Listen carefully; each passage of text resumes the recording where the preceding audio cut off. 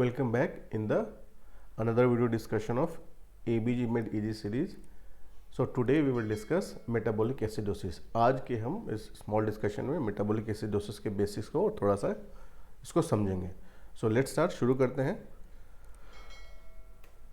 So what is the basics of metabolic acidosis? हमें पता है कि metabolic acidosis is a metabolic problem means related to bicarbonate. First and foremost thing to remember, सबसे पहले हमें ये पता होना चाहिए means metabolic problem है, so it is related to bicarbonate level. So acidosis when pH is less than 7.34 और यदि हम एक नंबर लें तो that is 7.4 and bicarbonate will be less than 22.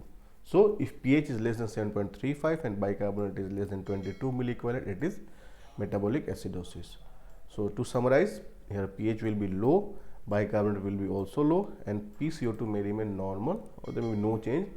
वो डिपेंड करता है कॉम्पनसेशन के ऊपर. ऑलराइट, कॉजेज क्या क्या हो सकते हैं? जो some important causes are diabetes mellitus, shock, diarrhoea, renal failure, liver disease and sepsis.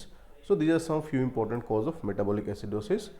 So now what is the compensation? हमें पता है कि यदि मेटाबॉलिक प्रॉब्लम है तो compensation from will be respiratory part. So lung will compensate for this. वो कैसे करते हैं? Respiratory system balance pH by increasing or decreasing the respiratory rate to manipulate the carbon dioxide level. Alright. So in metabolic acidosis, there is a fast and deep breathing blows off CO2 in primary metabolic acidosis. Metabolic acidosis में fast and deep breathing होगी, जिससे क्या होगा? CO2 हमारा wash out होगा, blow off होगा और ultimately pH will go up to maintain around 7.4. Fine. So compensating mechanism is lung will blow off CO2 to raise the pH. Fine. कैसे calculate करते हैं हम एक्सपेक्टेड PCO2 को? That is by the winter formula. Another formula is here. Expected PCO2 is 40 minus 1.2 multiplied by 24 minus bicarbonate. Winter formula is more or less simpler. इसमें हम क्या करते हैं? 1.5 multiplied by bicarbonate plus 8 plus minus 2. इसका एक quick thumb rule भी है. Tips and tricks में हम देखें. एक क्विक थंब रूल क्या है? The PCO2 level should approximate the last two digit of pH. What does it mean? For example, if pH is 7.25, the PCO2 should be close to 25. Fine. So यदि metabolic acidosis में pH को हम 7.25, 23 है, 21 है, तो expected PCO2 some around जो last के जो 2 digit होते हैं उसके आसपास होना चाहिए. Alright. So this is the quick thumb rule. Okay. So now coming to the approach to metabolic acidosis. Metabolic acidosis को अप्रोच कैसे करना है? हमने सबसे पहले एबीजी किया. एबीजी में हमने पीएच को लो देखा, बाइकार्बोनेट भी कम है, सो it is metabolic acidosis. Fine. उसके बाद हम क्या करते हैं? एक्सपेक्टेड PCO2 का हमें कंपनसेशन कैलकुलेट करना है. ये हमने अपने steps how to approach basics in ABG में हमने इसको देखा है. तो कंपनसेशन कैलकुलेट किया हमने. विंटर फॉर्मूला से expected PCO2 will be 1.5 multiplied by bicarbonate level plus 8 plus minus 2. Now, so if this compensation is inappropriate, if there is inappropriate respiratory compensation, another case में there will be appropriate respiratory compensation. मतलब lungs properly compensate कर रहे हैं for metabolic acidosis. So in that situation हम proceed करेंगे further. But if there is inappropriate respiratory compensation, इसका मतलब ये हुआ कि expected PCO2 is not matching or not compensating with the ABG parameter. ABG में जो PCO2 की वैल्यू है उससे ये मैच नहीं कर रहा है. तो in that situation the expected PCO2 ज़्यादा है या कम है, so we have to look for the airway failure और लंग्स प्रॉब्लम. उस केस में हमें for example PCO2 expected PCO2 बढ़ा हुआ आ रहा है, ओके, जो कि हमारा कॉम्पनसेशन से अलग वैल्यू आ रही है, तो उस केस में हमें एयरवे प्रॉब्लम को भी लंग्स प्रॉब्लम को भी साथ में देखना है कि कोई अनदर या कोई सेकेंड डिसऑर्डर तो नहीं है या मिक्स्ड ABG प्रॉब्लम्स तो नहीं है. But if there is appropriate respiratory compensation, respiratory compensation expected जो आ रहा है वो हमारा अप्रोप्रिएट है, इन दैट सिचुएशन हम क्या करेंगे? एनायन गैप को कैलकुलेट करेंगे. So metabolic acidosis, appropriate respiratory compensation.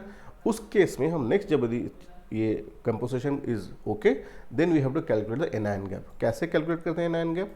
It is calculated by sodium minus bicarbonate plus chloride level. Alright. So it is normal value क्या होती है? 12 से 4, more or less 8 to 16 milliequivalent per litre. इसका importance ये है कि anion gap जो हम कैलकुलेट करते हैं, सो इसके बेस पे हम मेटाबॉलिक एसिडोसिस को 2 इंपॉर्टेंट पार्ट्स में डिवाइड कर सकते हैं. One is high anion gap metabolic acidosis and another is normal anion gap metabolic acidosis. Fine. इससे फायदा हमें क्या होता है कि हगमा और नगमा इनके जो डिफरेंशियल डायग्नोसिस हैं वो हमें मालूम चल जाते हैं मोर और लेस। सो दिस इसीलिए इंपॉर्टेंट है कि जब भी मेटाबॉलिक एसिडोसिस का हमारे एबीजी में मिलता है, रेस्पिरेटरी कॉम्पोजिशन कैलकुलेट कर ले, फिर एनायन गैप हम कैलकुलेट करेंगे जस्ट टू नो कि high anion gap metabolic acidosis है या normal anion gap metabolic acidosis है। And we know that mnemonics mud piles is for methanol, uremia, diabetic ketoacidosis, paracetamol poisoning, infections, lactic acidosis, ethylene glycol, salicylates, and non-anion gap metabolic acidosis is seen in used carb. Means used carb is a mnemonic for, here you can see ureterostomy, small bowel fistula, extra chloride, diarrhea, carbonic anhydrase inhibitors, Addison disease, renal tuberculosis, and pancreatic fistula. Fine. So metabolic acidosis में next step is we have to calculate the anion gap to look for the differentials. Fine. कभी कभी क्या होता है जो ICU और HDU के हमारे पेशेंट होते हैं उनमें हमें करेक्टेड एनायन गैप को कैलकुलेट करना पड़ता है, because albumin is a important one of the important part of corrected anion gap. Fine. So हमें करेक्टेड इसलिए करना पड़ता है बिकॉज हमारे एचडीयू आईसीयू के पेशेंट में हाइपोप्रोटीनीमिया, हाइपोएल्ब्यूनीमिया कई बार रहता है बिकॉज क्रोनिकली इल पेशेंट होते हैं। तो in that situation we have to always calculate the corrected anion gap, that is anion gap plus 2.5 multiplied by 4 minus albumin level in the gram per deciliter. So ऐसे patient में हमें always corrected anion gap को देखना है। Fine.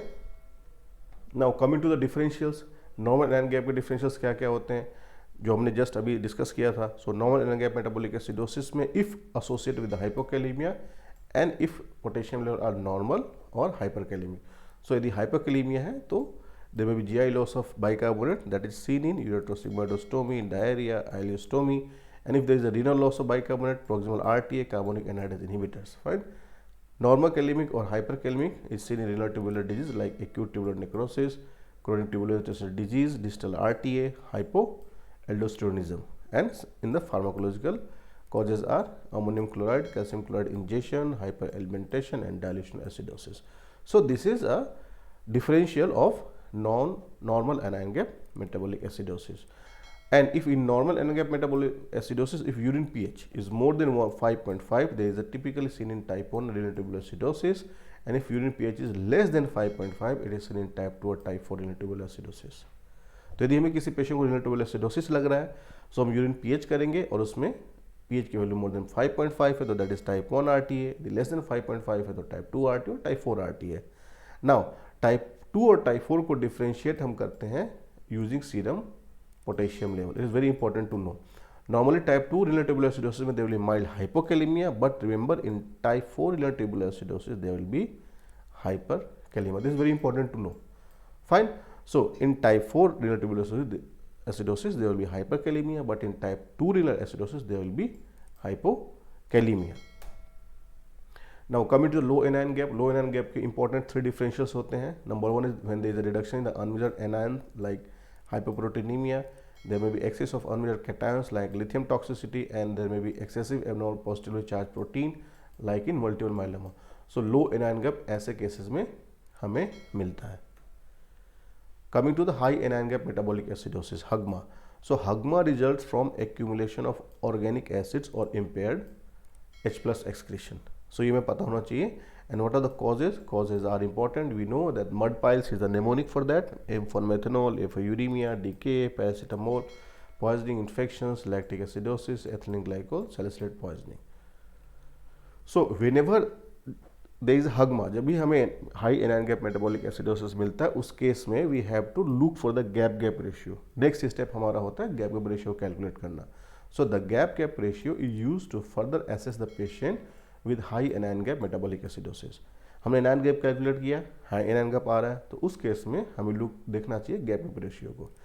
इससे हमें फ़ायदा क्या होता है? It is used to determine an additional process like normal anion gap metabolic process or a metabolic alkalosis. Means ये इससे हमें ये पता चलता है कोई एडिशनल प्रॉब्लम तो नहीं है. सो हम गैप रेशियो कैलकुलेट कैसे करते हैं? Simply anion gap -12 divided by 24 minus bicarbonate level. All right. And the value is around 1. The expected value for the gap ratio is 1. So हमें high anion gap metabolic acidosis आया, how to interpret इसको देखते हैं. Then we have to calculate the gap ratio. gap ratio is normal 1. So if it is normal, then there is only HAGMA, means high anion gap metabolic acidosis is the only problem. But यदि ये value less than 1 आ रही है, so there is HAGMA plus NAGMA also, means there is a coexistence high anion gap metabolic acidosis plus normal anion gap metabolic acidosis. And if this value is more than 1, so there is metabolic acidosis plus metabolic alkalosis. So इसका importance ये है कि gap gap ratio calculate करके हमें additional ABG problem, additional problem का पता चलेगा और फिर हम उसको ट्रीटमेंट में उसको एड्रेस कर पाएंगे. फॉर एग्जांपल यदि gap gap ratio is more than 1, so we have to also look for this metabolic alkalosis, कि मेटाबॉलिक एल्कलोसिस का भी कोएग्जिस्टेंट है, तो उसको भी हमें ट्रीट करना है, उसको भी हमें अप्रोच करना होगा. Fine. And the gap gap ratio is often used in diabetic ketoacidosis to determine whether an ongoing metabolic acidosis is due to ongoing ketosis or is due to isotonic saline infusion in resuscitation period. हम लोग DKA patient में fluids देते हैं, normally हम लोग isotonic saline infuse करते हैं, and in that situation हम देखते हैं कि यदि एबीजी पैरामीटर्स इंप्रूव नहीं हो रहा है, तो ऐसे पेशेंट में हमें गैप गैप रेशियो को ऑलवेज कैलकुलेट करके देखना चाहिए कि ऐसा तो नहीं है कि it is because of fluid administration और मे बी ऑनगोइंग कीटोएसिडोसिस. तो ये आपको डिफ्रेंशिएट कर पाएगा. फाइन. सो नेक्स्ट टाइम से जब हम पेशेंट अपने देखेंगे ICU में जिनको डायबिटिक केटोएसिडोसिस है, एबीजी पैरामीटर इंप्रूव नहीं हो रहा है, so always calculate gap gap ratio in such patient. Fine. So thank you so much, and this was all about metabolic acidosis basics. In the next video we will discuss metabolic alkalosis. And thanks for watching, and if this video is informative, so like the video, comment, share and subscribe the channel for the further new updates. ऐसे हम small videos for the topics relevant to the clinical medicine हम उसको discuss करेंगे in a simplified way. So see you all in the next video. Thank you so much for watching.